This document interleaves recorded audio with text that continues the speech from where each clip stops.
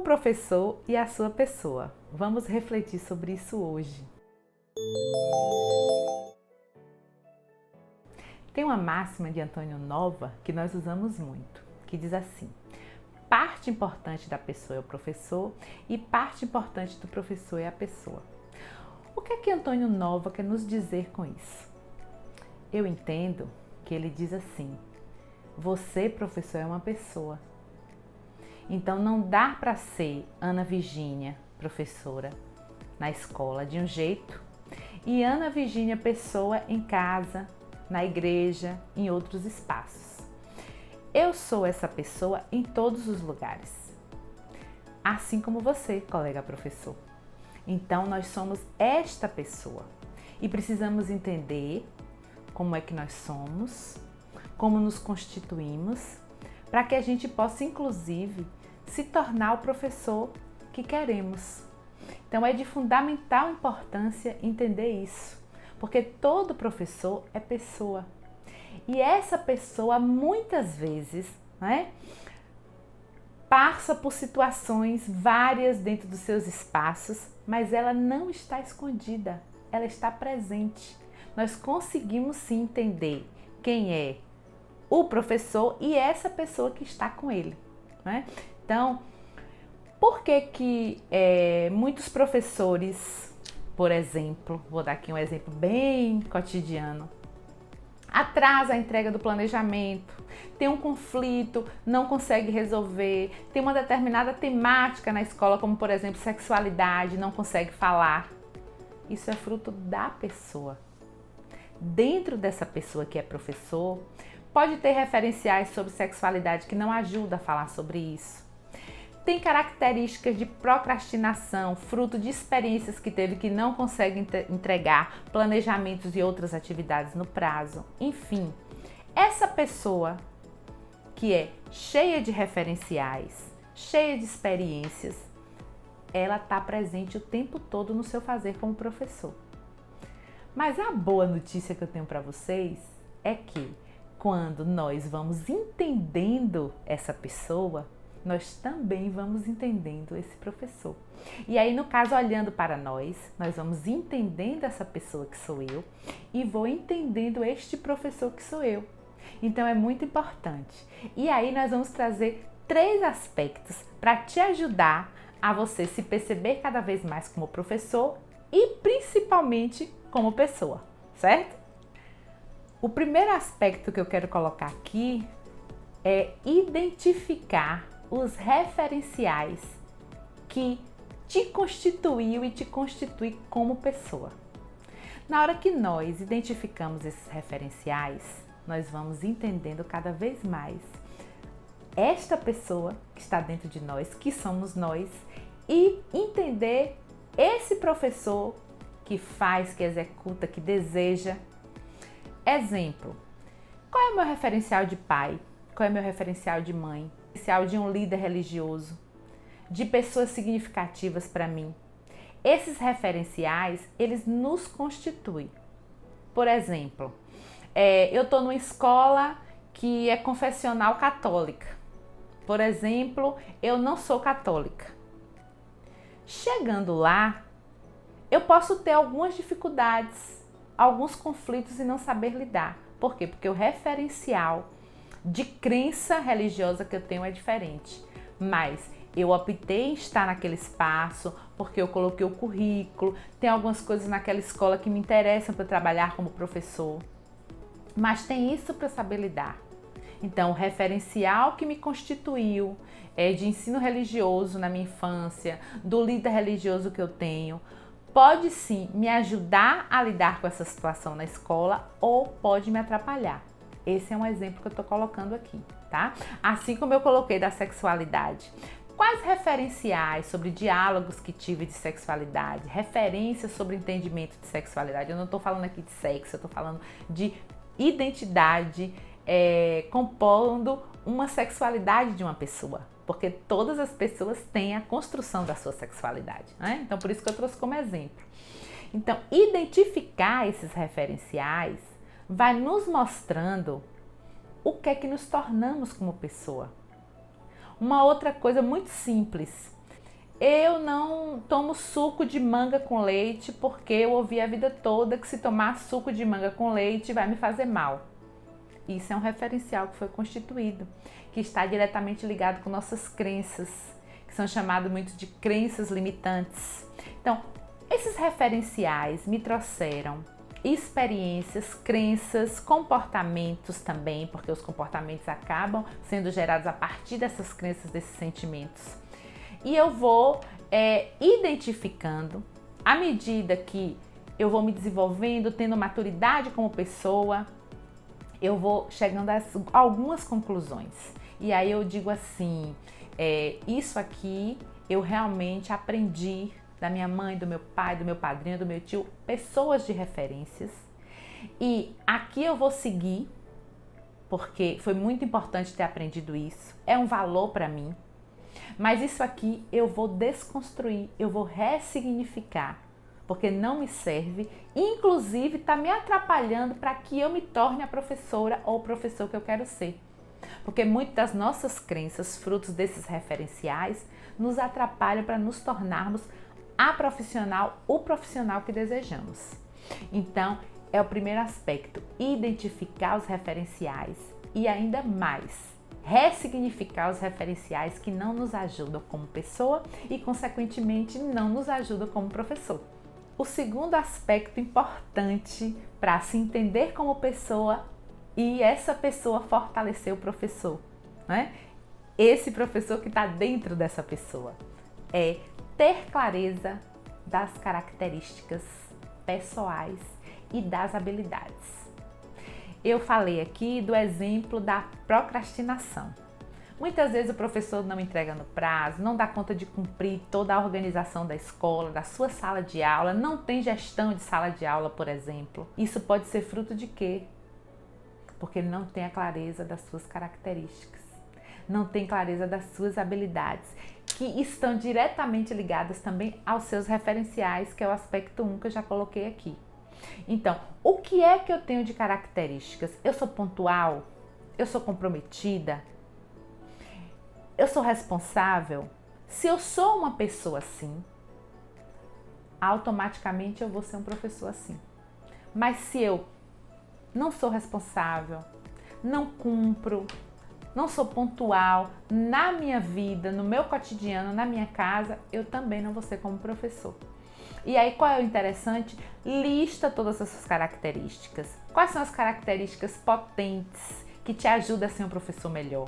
Quais são as características que a gente pode chamar como desvantagens ou como fraquezas que eu posso melhorar como pessoa? Isso refletindo, ressignificando, muitas vezes procurando a ajuda de um profissional. E aí sim, eu vou potencializando esse professor. Paralelo a isso, eu já vou listando as minhas habilidades.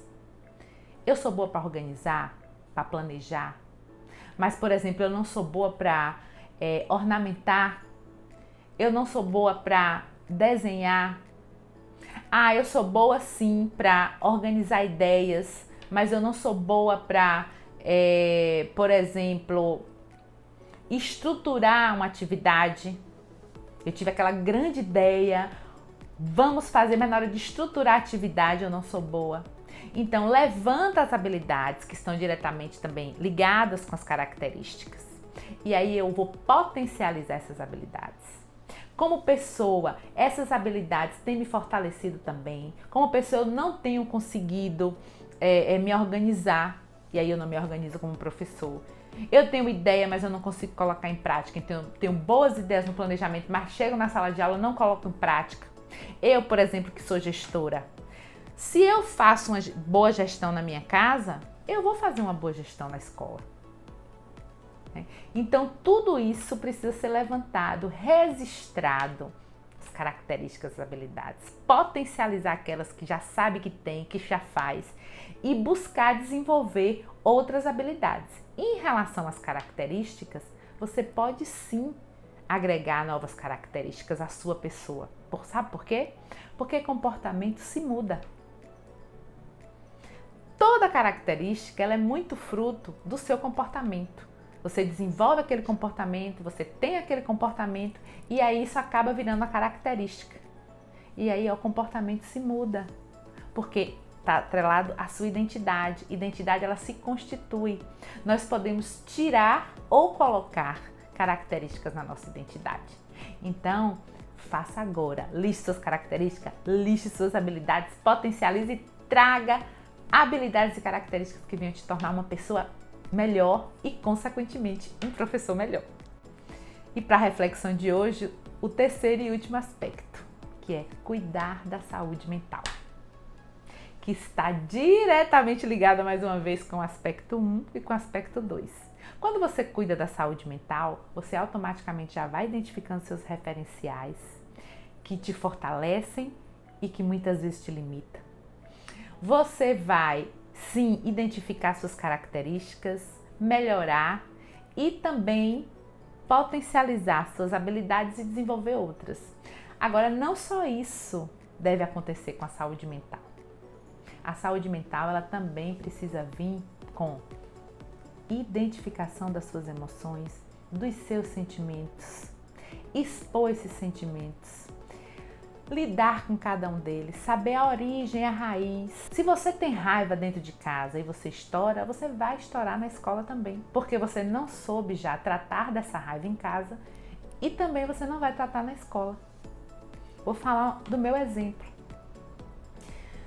Eu busco muito ter tolerância, porque eu descobri que isso me faz bem. Então eu desenvolvo tolerância. Mas tem alguns momentos que minha tolerância chega. E aí quando eu tenho raiva, muitas vezes eu não me controlo. Então eu tenho buscado estratégias para lidar com a raiva. Isso acontece muito pouco, mas tanto acontece na minha casa, eu, Ana Virgínia Pessoa, como acontece na escola. E aí, respirar fundo, saber a origem dessa raiva, principalmente o que lançou sensações daquela situação ou de pessoas que estão envolvidas naquilo para poder você cuidar dessa saúde mental. Professor está em sala de aula, professor lida o tempo todo com pessoas. Eu sou gestora e também atuo como professora e sou professora, não é? Então, o que é que acontece? Eu estou naquela situação com aquelas pessoas. Os fatores externos, eles tendem a nos desequilibrar. Quando você conhece suas sensações, o que acontece com você, como é que esses pensamentos impactam nos seus sentimentos, você respira e aí você pensa. Olha, lá em casa, quando eu estava fazendo isso, não estava nem fazendo coisas do trabalho, da escola, eu identifiquei que eu tive raiva porque a forma que fulano falou me tirou do sério. A palavra que ele usou me tirou do sério. Aí você procura uma estratégia, né? Olha, eu vou lembrar que aquela pessoa é uma pessoa boa para mim, que eu gosto dela. Vai ouvir uma música. Vai para um espaço da casa que te ajuda.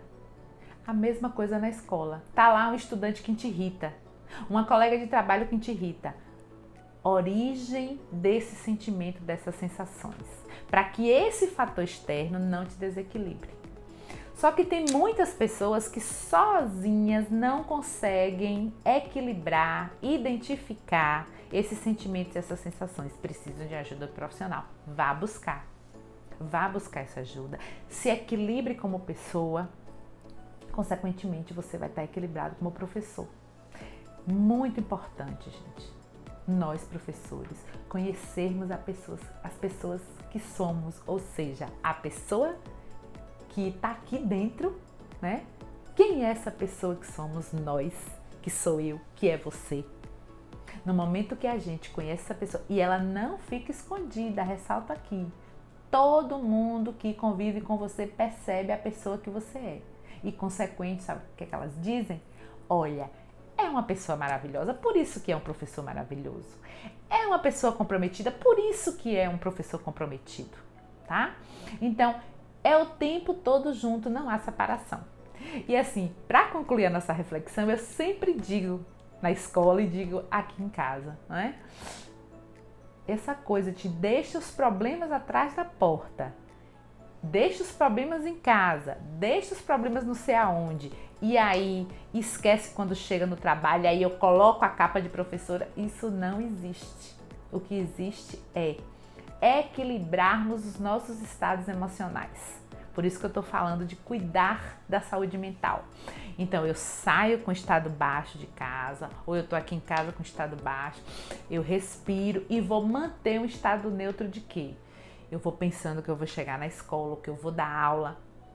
Agora que a gente não está chegando na escola, né? Mas como é que a gente chega na escola hoje? Através dos aplicativos, através do WhatsApp, através da internet. Então, eu respiro, me organizo, penso nos meus estudantes, penso nos colegas que eu gosto e ali eu vou ficando no estado neutro. Muitas vezes eu consigo ir para o estado positivo, mas se eu me manter no estado neutro, eu já consigo manter um certo equilíbrio. Então eu espero que vocês tenham gostado do vídeo de hoje. Conte sempre com sua colega Ana Virgínia, professora, gestora de convivência. E eu amo estar aqui fazendo essas reflexões com vocês. Agora, se não se inscreveu no nosso canal, vai aí, se inscreve, deixa seu comentário, deixa seu like e vamos sim refletir muito sobre as questões do professor nesse mês de outubro, meus amores. Beijo!